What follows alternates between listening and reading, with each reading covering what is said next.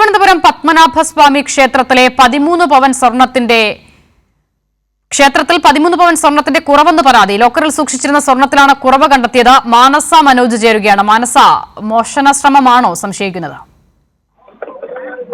ഇന്ന് രാവിലെയാണ് ഈ മോഷണം പോയി എന്നതല്ല, സ്വർണ്ണത്തിൽ കുറവ് ഉണ്ട് എന്ന പരാതി ലഭിക്കുന്നത്. അതായത് ഇവിടെ 2 ദിവസമായി തെക്കേനടയിൽ താഴികക്കുടം സ്വർണം പൂശുന്ന ഒരു ശ്രമം നടന്നു വരികയാണ്. അതിനായി കഴിഞ്ഞ ദിവസം സ്വർണം തിട്ടപ്പെടുത്തി ആണ് നട അടച്ചത്. അതിനുശേഷം ഇന്ന് വീണ്ടും ഈ പ്രവൃത്തി പുനരാരംഭിക്കുമ്പോഴാണ് ഇത്തരത്തിൽ സ്വർണത്തിന്റെ കുറവ് കണ്ടെത്തുന്നത്. നിലവിൽ 107 ഗ്രാമിന്റെ കുറവ്, അതായത് 13 പവനോളം സ്വർണത്തിന്റെ കുറവ് ഉണ്ട് എന്നാണ് ക്ഷേത്രം ഭാരവാഹികൾ അറിയിക്കുന്നത്. ലോക്കറിൽ സൂക്ഷിച്ചിരുന്ന സ്വർണത്തിലാണ് കുറവ് കണ്ടെത്തിയിരിക്കുന്നത്. ഓഡിറ്റ് പരിശോധനയ്ക്കെതിരെയാണ് ഈ സംഭവം ശ്രദ്ധയിൽപ്പെടുന്നത്. സംഭവം ഉടൻ തന്നെ പോലീസിനെ അറിയിക്കുകയും ഫോർട്ട് പോലീസ് സ്ഥലത്തെത്തി പരിശോധനയും നടത്തി വരികയാണ്. DCP ഉൾപ്പെടെയുള്ളവർ ഇവിടെ സ്ഥലത്ത് ഉണ്ട്.